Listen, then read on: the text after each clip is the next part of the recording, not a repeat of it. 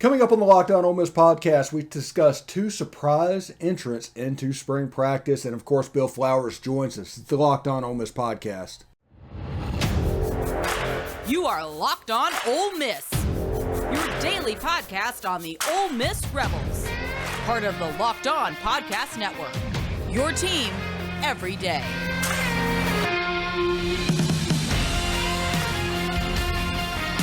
All right, welcome to the Locked On Ole Miss podcast, and thank you very much for making the Locked On Ole Miss podcast your first listen every day. We are free and available on all platforms, including YouTube, so do me a favor, subscribe to YouTube, upvote the video itself, and of course hit the bell for notifications when we do another video, because we do quite a bit of them. We're expecting to do a couple of extras over the next 24 hours. We'll see how that turns out. But going into it, Ole Miss has finished its first spring practice. And with doing that, Ole Miss has added Khari Coleman and Ulysses Bentley IV. We already knew they were in the transfer class, but they are apparently participating in spring practice. And this is a big move. This is something that needs to happen because we've talked over and over again about the trials and tribulations of a player that's used to play with their hand down, trying to learn the linebacker position. These are reps that are going to be invaluable. This spring training is really going to help this guy, and his margin of error just got a lot more. So congratulations to him. And Ulysses Bentley IV coming in here, he's probably going to take reps from Quinshon Judkins, but that is what it is. But it will show the young guy the opportunity to compete. Kentrell Bullock as well in the running back room. All in all, it was a good first day. Now, it's an acclimation day. And what I mean by that is the NCAA has certain numbers of rules before you can go out in full pads and do whatever you do in practice. And this is an acclimation day. It should be a helmets-only day. I believe it's either one or two helmets-only days and then a shells day, which is helmet and shoulder pads. Those will be coming up shortly. But today, we learned from A.J. Finley that Davison Igbeneghusen really showed out. He could be the guy that is set up to play next year. The Tysheem Johnson type player, which we've predicted all along. This is a really good player, and I think he's going to play a good bit. And he really popped on day one, and he's probably going to pop as this goes on. He's a super athlete, much like A.J. Finley is. Just an absolute super athlete back there playing the free safety position. Also, new players talked about the defense on the first day and everything, and they said install is going fine. It's a lot of the same stuff, but there are a couple of wrinkles that have been put in by Chris Partridge. Stuart Partridge messes up the Partridge thing from time to time. But because of that, it's going to be the 3-2-6. They talk about Isheem Young and him understanding the system. It's going to be the 3-2-6. And the reason I explain this is basically to make Ole Miss volatility proof. It's a way to break in. You set a general scheme for the offense, a general scheme for the defense, and you co-OC and co-DC and just keep promoting up from within when the players or coaches eventually move on, which is going to happen. As you can see, this coaching staff has been very volatile. I think they lost 7 coaches last year, 6 coaches, and no telling how many analysts and new analysts are going to come in and do whatever they do, but it's going to be based on this framework and this framework, and you're going to play off of that, and you're going to learn how to do it. You wouldn't have been hired if you couldn't do it, and learn when it's your turn. You might add a couple of different wrinkles. That is absolutely fine. But this team seems to be excited by the first day of spring. Lane Kiffin went on in his press conference and talked about the evils of NIL. I would say evils of NIL. That's probably the wrong choice of word. But the reality of NIL. I'll say that. The reality of NIL. And talked about how adults choose their job based on the amount of money. Why shouldn't a kid? Talking about the NIL offer. And nobody's really bringing it up yet. It's going to come eventually, but the quarterback that Tennessee just got a commitment from, Nico Iamaleava, the rumor is an $8 million NIL deal that is going to start before he even enrolls in Tennessee. So it's legitimately buying a player, and that's fine. Now, we always talked why NIL was going to be predictable, but they have to come through on their promises. Right now, everybody is still at a blank slate. There's been no influence whatsoever of somebody not fulfilling their obligations. That's about to come. There is no market right now for players. That's about to come. So just understand what is going on right now, that it's the equivalent of drinking from the fire hose at the moment, but eventually it's going to slow down. And when it does, you'll see that it's better off to be in the top 2 of high school recruiting than to actually win the competition. Because if you don't win the competition, you're available for that one-time transfer, that one-time get-out-of-jail-free card, and that is going to force people to actually come through on their promises to players, or else risk losing players and reputation, because both of those will happen. And once that happens, I don't think it comes back. I think it's a 15, 20-year thing. But right now you see a bunch of teams that used to be good. Think of the early 2000s, late 1990s, those teams that used to be good.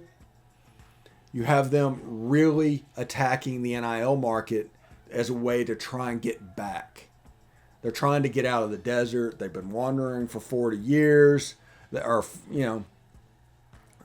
And in doing that, they're just desperately trying to get back. And to do so, there's no rules at the moment, but there's going to be some rules, and it's pay attention to this space, basically. Texas A&M is rumored at $30 million or something from the last signing class. Tennessee is rumored at an $8 million NIL deal for a single player. All of this stuff is going to even out, so don't worry about that.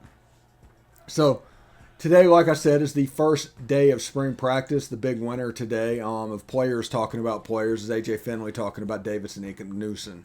So anybody take Kentucky and now your bracket's busted? Yeah, mine's not looking good, but I still have some cash from my StatHero Pick'em. If you haven't checked out this new platform, you're really missing out. StatHero's NCAA single-game pick'ems pit the star players against each other in an amazing hybrid between fantasy and sports gambling. Take back control of those from handicappers that always seem to have the advantage.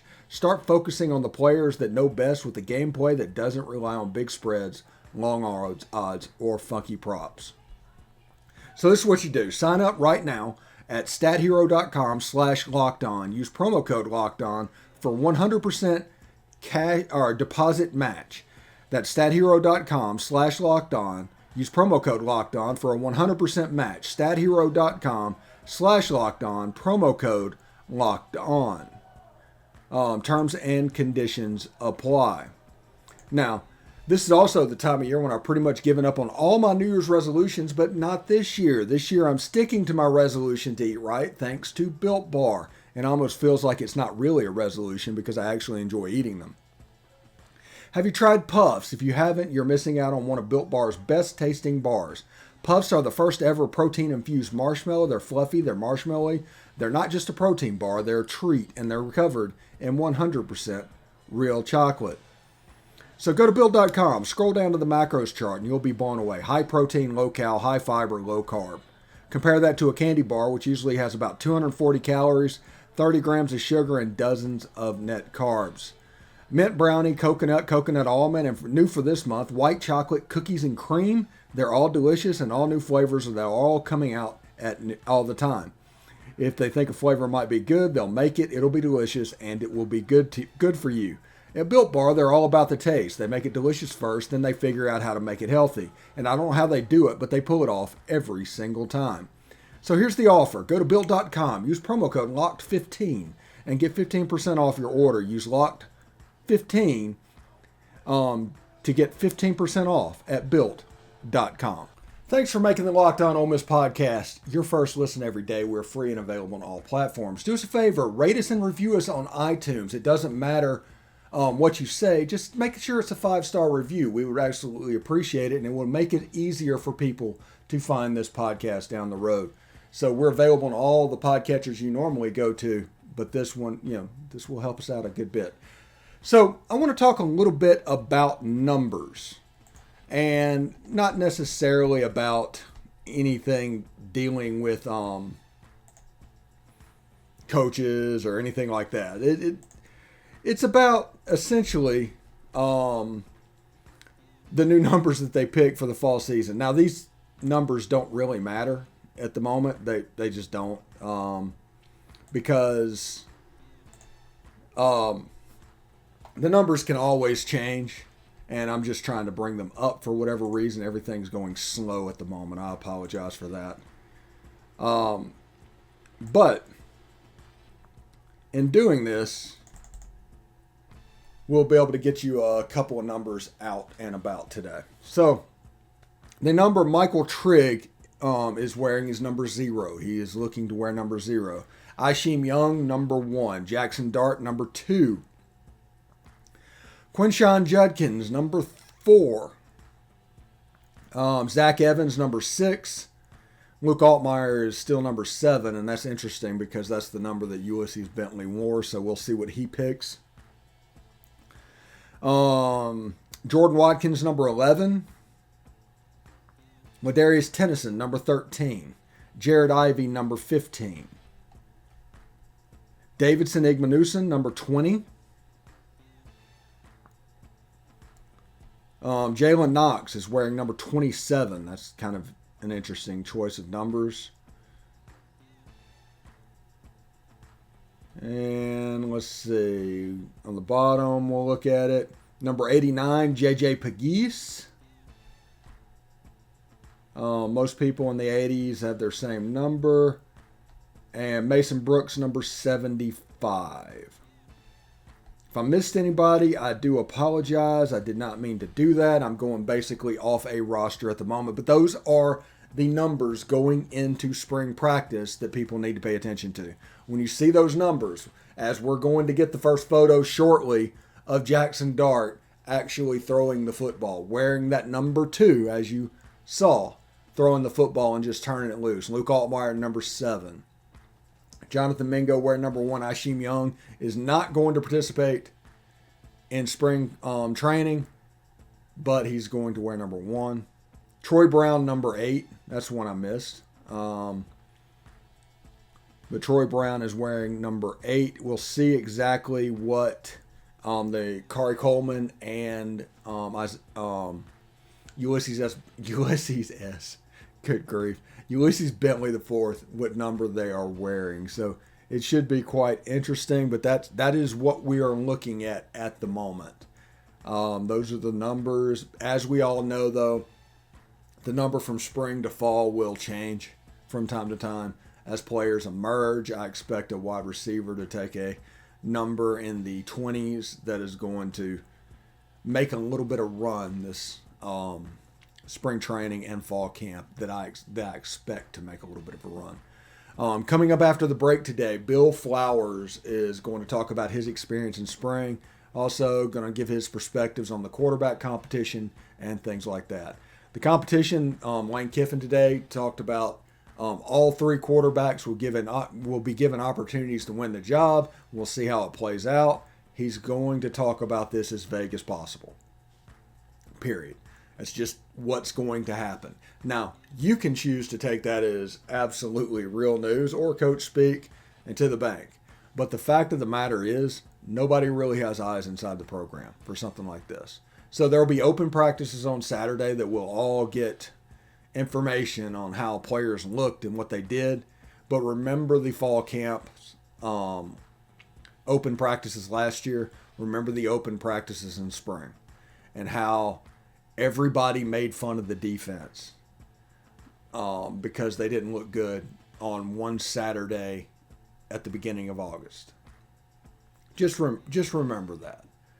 People are going to run with it and try and make declarative and definitive statements based off of a singular practice that really have no basis in fact whatsoever. Although, I mean, their eyes saw it. The bad practice didn't happen, but it's not a harbinger of what is to come, as we saw this year. Defense actually turned out to be really good, if not overly relied on Jake Springer. But we'll see if Isheem Young can fill that role, and him being out for the spring, that's going to give reps for other people in that linebacker pool. to go out and make a play. So it should be quite interesting to see. I'm very excited about spring practice and everything that has gone on the first day, and we'll continue to cover this as it happens. Now, look for extras, like I said, in the next 24 hours. We're going to do things on the press conferences, and I look forward to showing you that. Now, this is going to be the main show. This is going to be released at 7 o'clock Eastern on Wednesday morning. So tonight, Karen McCutcheon is going to come on and give her perspectives on everything that she's seen. Tomorrow, Tom Vanderford is going to be interviewed for his show on Friday before the Tennessee series. Oh, also, before we get out of here, a change in the rotation for the baseball series this weekend. John Gaddis on Friday, Jack Doherty on Saturday. Derek Diamond has dropped down to Sunday. Now, my opinion on this is we've talked about this all during the season and everything that's gone on. But if Jack Washburn can throw strikes, he has a chance to be the guy that takes over, and Derek Diamond could end up in the bullpen. It just hasn't worked out for him for whatever reason. Nothing against him, but it just hasn't seemed to work out for him. So just pay attention to that. But the rotation starts out with John Gaddis and then Jack Doherty, and then we'll see. We'll see if Jack Doherty does on a Saturday, because the competition is going to go up a little bit. You are going to generally face a better pitcher the next day, but it is what it is. So, all right, today's episode is brought to you by Rock Auto. With the ever-increasing numbers of makes and models, it is now impossible for your local chain auto parts store to stock all the parts you will need. Why endure the often pointless and seemingly intimidating questioning, is your Odyssey an LX or an EX? And wait for the person behind the counter to order the parts on their computer, choosing only the brand that's in their warehouse. You have computers with access to rockauto.com at home and in your pocket. What you can do is you can save time and money when using Rock Auto. Rock Auto is a family business serving do-it-yourselfers for over 20 years. Rock Auto is priced reliably low for every customer. So go explore their website today and find the solution to your auto parts needs. So this is what I want you to do. Go to rockauto.com right now and see all the parts available for your car or truck. Write Locked On in their How Did You Hear About Us box so they know we sent you. Amazing selection, reliably low prices, all the parts you will ever need. rockauto.com. Bill Flowers next. All right, thanks for making the Locked On Ole Miss podcast your first listen every day. We are free and available on all platforms, including YouTube. So do us a favor, subscribe to YouTube. You can upvote the video itself, and of course, hit the bell so you'll be notified each time a new video is put up. I'm here with Ole Miss legend Bill Flowers. On the first day of spring was today. We're moving into that. How you doing, Bill? I'm doing good. I think you should use the word legend loosely. Oh yeah. Hey, it's my opinion, and that's all that matters. So, like I said, that's right. Yeah, we've talked about that catch in the South Carolina game over and over again. That was a big moment for me. So yeah. How you doing, Bill? This is the first day of spring practice, and that makes me wonder what it was like for you, because you had like 5 of these first days of spring, right? Or 4 of these. And so what were they like? I mean, spring is one of those things where guys are itching to get back on the field, to get plays going, knocking off the rust. But it's also one of these situations where you're fighting for your job. You're trying to solidify your place on the depth chart. So you're getting to know new guys, especially now with this transfer portal. You're getting guys that are, have completely just walked into a whole new world. It's usually summertime is when you find your new family members. But now it's sort of like you wake up halfway during the year and you got a whole new family with you. So I think that's a whole new wrinkle that a lot of these guys are going to go through is, hey, you know what? I'm trying to solidify my job. I kind of know who I'm working against, trying to create camaraderie, build on what we've been building on, but then also, adjusting to your new family members. Yeah, and you mentioned something with the transfer portal, and I was just thinking about this. Does the transfer portal and these mid-year enrollees make spring even more important than maybe it was whenever you were in there? 100%, 100%. And I think you've got, for multiple factors. I think one, you've got these coaches that have gone out and sold on. Come on, a lot of. I was having a conversation yesterday. The value in recruiting right now in high school kids versus the transfer portal. So years back, you get these kids at a high school, and that's who you get to choose from. So these coaches go out and they bring these kids in from high school. Well, now you've got these guys that you might not offer as many people as you want to offer out of high school, because you can't use all your scholarships on kids in high school. You realize that you're going to be doing a lot of your recruiting now in the transfer portal. So as you see, you might not have as stellar of a class as you like during the recruiting period of high school kids, but you're going to go out and go gangbusters in the portal, just like Kiffin did. Well, with that being said, it's sort of like an early Christmas present.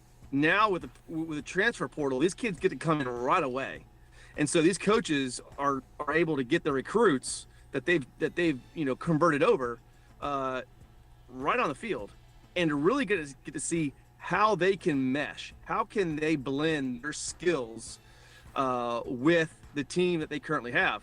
I mean, it's a huge advantage. It's a very, very, very important aspect than ever before, because you're not going out and recruiting these kids out of the transfer portal to wait a year or two. That's what's so interesting. Yes, it's free agency. You're going out and you're getting these kids to plug and play. There's zero expectation of these kids sitting on the bench. So it's really important for these coaching staffs to really get to know exactly how they can implement and plug and play these guys, and how they can mesh their talents with what they currently have.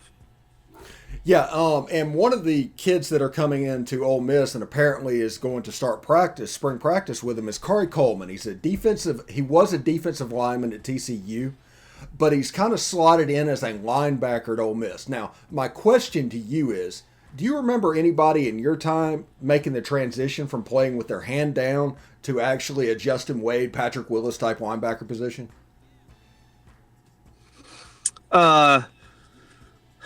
No, I mean, no. I'm pretty sure.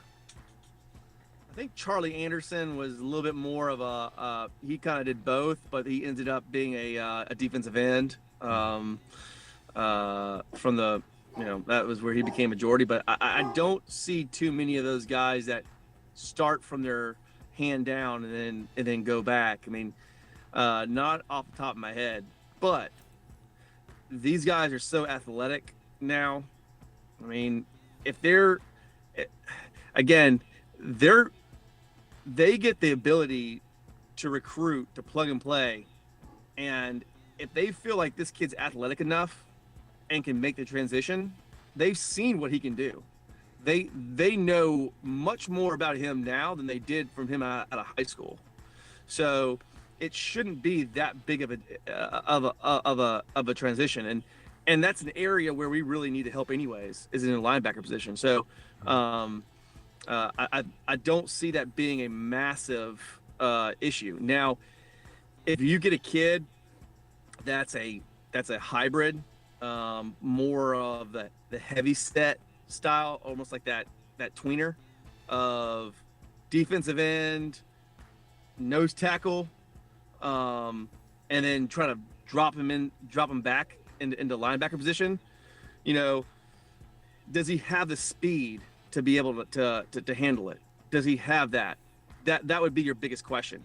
Now, if he's a linebacker, if he's a defensive end who's just kind of light in the pants, fast as lightning, it really shouldn't be that big of an issue. These defensive schemes now, it's, speed is what you want. He should be able to hold his own athletically. So it shouldn't be that big of a deal. Yeah, my weird take for this Ole Miss football team is it will be as dangerous as allowed by Troy Brown and Kari Coleman at linebacker. If those two evaluations were correct, this is a dangerous team. If not, that could be interesting. Yeah, I mean, I think you saw last year how important our linebacker play has to be, especially with this, 3-down lineman. You're gonna have to have generals that are not gonna miss tackles. You must be able to play with speed, play with power, play with aggression, pin your ears back, and not make mistakes. Yeah, absolutely. And now we've waited like nearly 10 minutes to get into the actual meat of what I consider to be the only story of this Ole Miss football team, and that's the quarterback competition. Jackson Dart and Luke Altmaier going out and competing their tails off because that's what they're going to do. As a former wide receiver, what are you looking for on this first day of spring? What's going to stick out in the quarterback competition? To me, it'd be camaraderie. Being able to see the ability for both those guys to get the ball out of their hand, to see who's connecting well, who just seems to be in rhythm, who's out there just feels comfortable. I think that's going to be a big thing. I mean, listen, if Jackson is just head and shoulders above Luke, then you're going to see that. If it comes down to a situation where these guys are both really competing for the job, it's going to come to who gets the ball out quicker, who makes better decisions. And from a receiver standpoint, you're excited to get out there and to see who's got that touch, who's got that ball when it releases their hand, it just puts it where you want it. And so I think that's what they're going to see. I think they're going to get to see, where that chemistry is. Some people just have a natural chemistry where when they get out there and you just say, wow, he just makes plays happen. And so I think everybody naturally is going to be interested to see if Jackson has that that pop, has that. Okay, he was the crown jewel of the transfer portal for the most part, and does he live up to what he's got to live up to? And that's a lot of pressure on him. Luke Altmaier is a great player. I think a lot of these guys on the team want to see, okay, does he live up to what he's supposed to be? And again, that's a lot of pressure. But you want to see that ball coming out. You want to see that special thing that you had from Matt Corral. And that's what people are going to be expecting. Yeah, and the funny thing is, and I try to tell people, the Matt Corral you're going to compare him to is the 2020-2021 Matt Corral. Jackson Dart in eligibility is like the 2019 or 2018 Matt Corral. And people need to understand that this is a growth process even for him. He's not coming here as a finished product. Yeah, well, it's not fair, but we don't live in a world that's fair. True. And so it's sort of like if a frog had wings, it wouldn't bump its butt. Well, listen, we don't expect you, Jackson, to come in and develop. We expect you to come in and play right away. And that is one of those things where a lot of the fans and these coaches have to really be careful about when you go out and you go after these kids. You're not bringing them in to develop. And I think people have to understand that. I think you and I and a lot of other people understand that this kid's just a puppy, in reality. And he's going to be in a new system. This is going to be a lot at him. And people just think that, well, oh, he's a professional athlete. No, he's not. He's a 18, 19, 20-year-old kid who's learning a new system, who's getting put in. So, but the reality is people are going to want to see, okay, 5-star recruit coming in, producing right away and leaving in 2 years because he's going to the NFL draft. That's what people expect. That's what people want to see. Is it fair? No. But, Luke Altmaier is going to give him everything he's got and to press him to, show that he is that type of player. Face it. These kids are developing so fast out of high school now. They're getting such good coaching. They're in these offenses where they're essentially plug and play out of high school into these college offenses. So the ability to make that transition is faster now than it ever has been.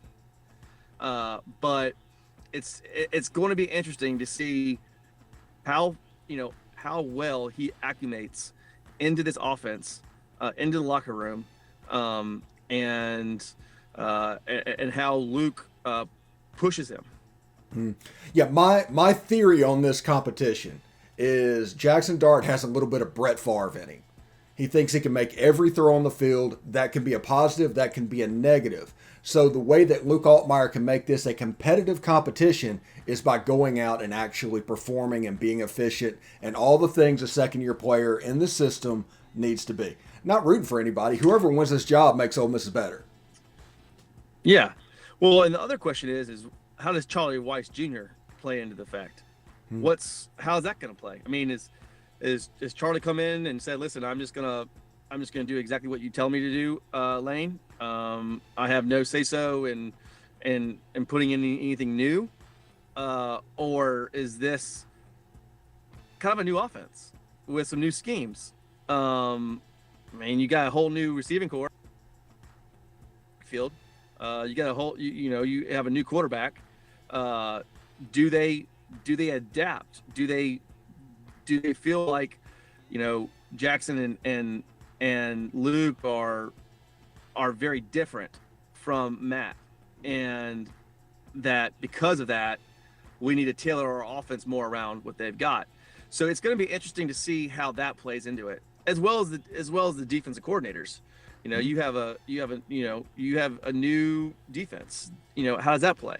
But from an offensive scheme with the guys that are coming in, I think that's going to be a real interesting aspect of how is it going to change, and how is this offense going to look from last?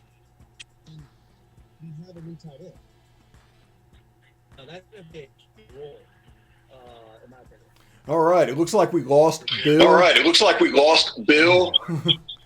Man. Let me tell you, a quarterback's best friend is a great tight end. All right, it looks like we lost Bill. Sorry about that. His audio might have clicked off to a Bluetooth. So I do appreciate Bill coming by the show and doing all that he needs to do. And I do want to tell you to thank you for making the Locked On Ole Miss podcast your first listen every day. Tomorrow we will continue with spring practice.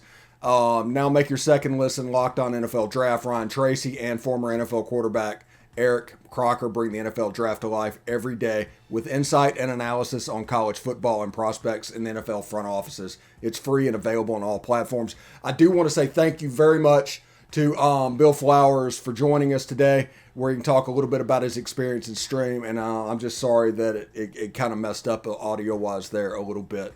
But I will see you in the future. I will talk to Bill Flowers. He'll join us quite often on the show, and we'll be talking a little bit of ball. So thank you very much. I'll see you tomorrow.